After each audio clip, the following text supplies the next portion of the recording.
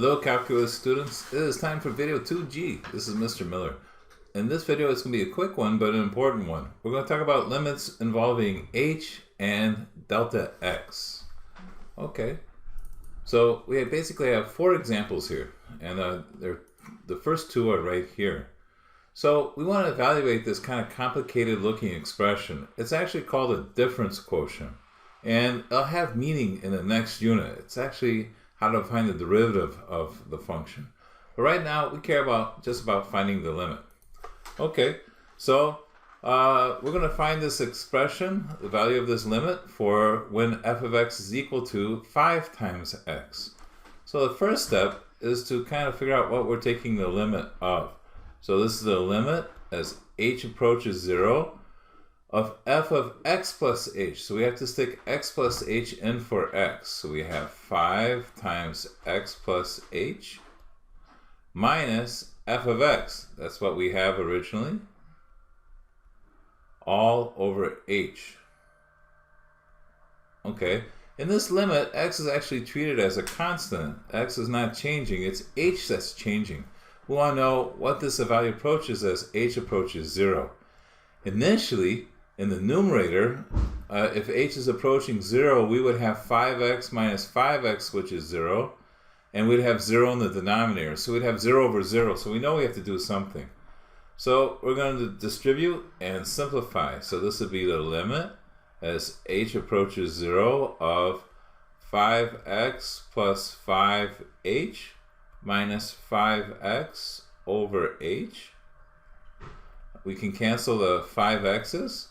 So this becomes the limit as h approaches 0 of 5h over h. We still have the problem that this is 0 over 0, but the h's cancel. And h over h is equal to 1 everywhere except for when h is 0, and actually we don't care about that value.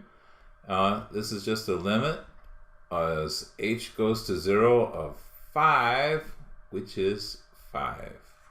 We did it. That's the value of this limit with that function. Okay, let's try it with a different function. This time f of x is 4 times x squared. So let's kind of write out what the limit is. H approaches 0. We have a long division bar. It would be f of x plus h. So we got to stick x plus h in here. So this would be 4 times x plus h minus f of x, that's 4x squared, divided by h. And I forgot a square here, so it's 4 times x plus h squared. Okay, so we're going to have to kind of FOIL this out and distribute the 4. So we have the limit as h approaches 0 of 4.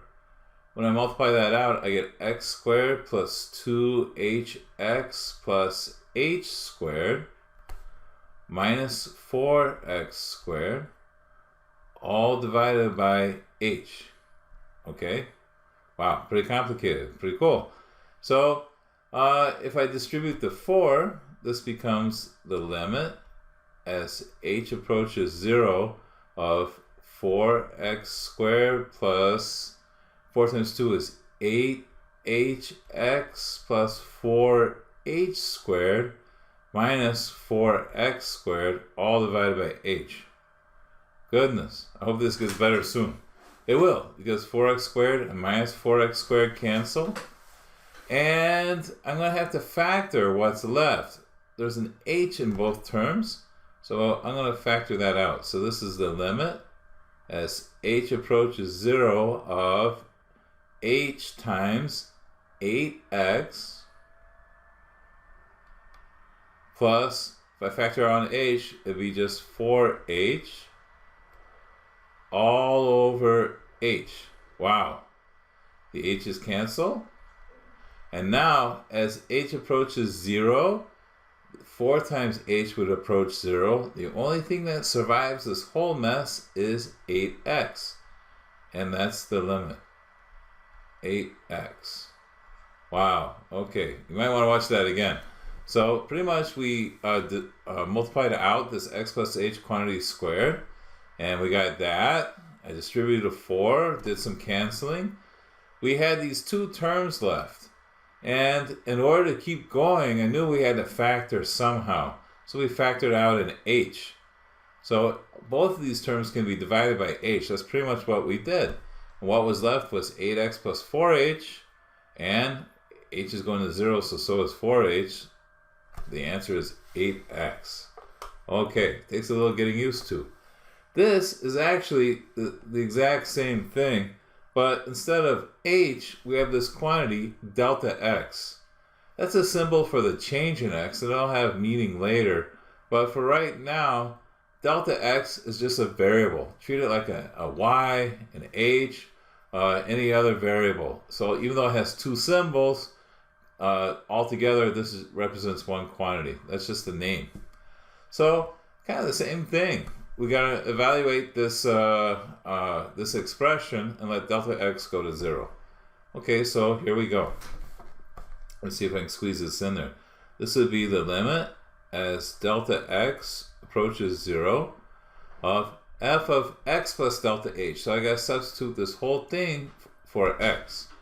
So that'd be 2 times x plus delta x plus 6 minus f of x. Well, I have to subtract this whole thing, so I'm going to put parentheses.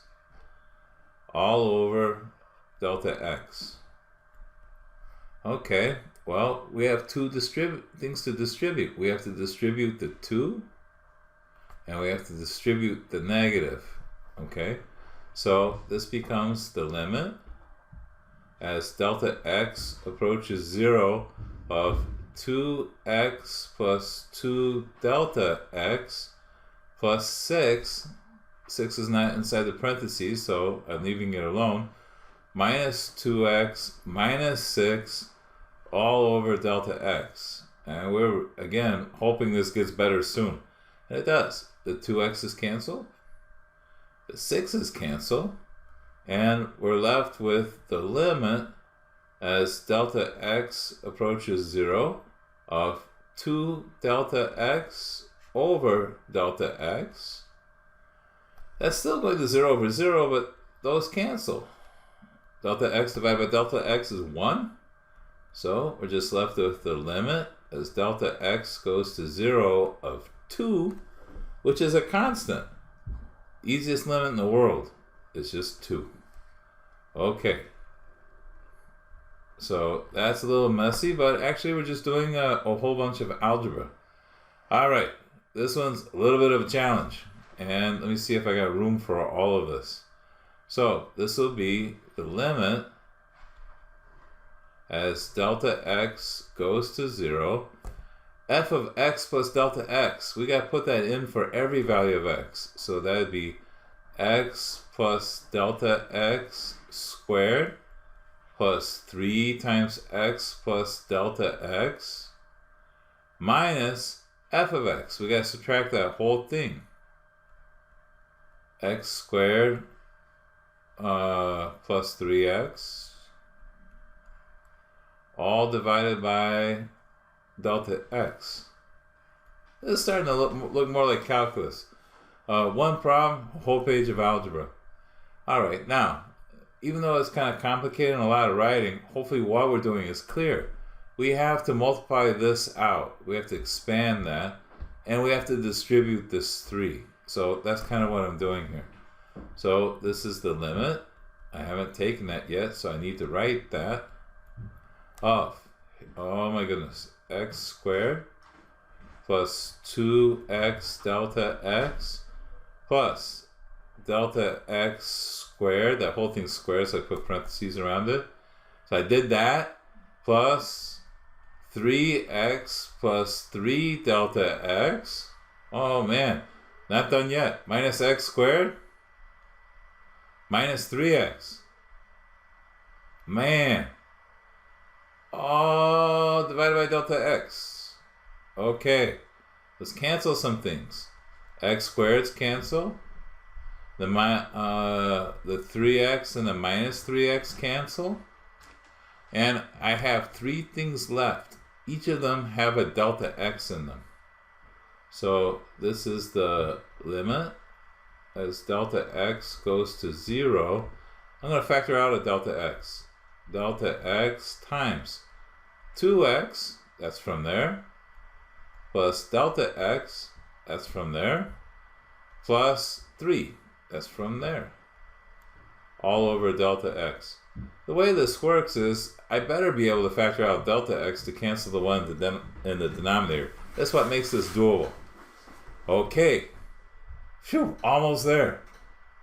We can cancel those, and we have the limit as delta x goes to 0 of 2x plus delta x plus 3. Alright, the limit of all of that. Now, as delta x goes to 0, this middle term goes bye-bye, and we're left with 2x and plus 3. So this is just equal to 2x plus 3. Man, we did it! That's intense! That's why I love calculus. Alright, well, we got 2 for you to try. So one with h and one with delta x. They're kind of the same thing. But this one is a linear function. This one's a quadratic function. Okay, we have examples similar to both. So copy this in your journal. Make sure you don't skip any steps. And we'll see you next time.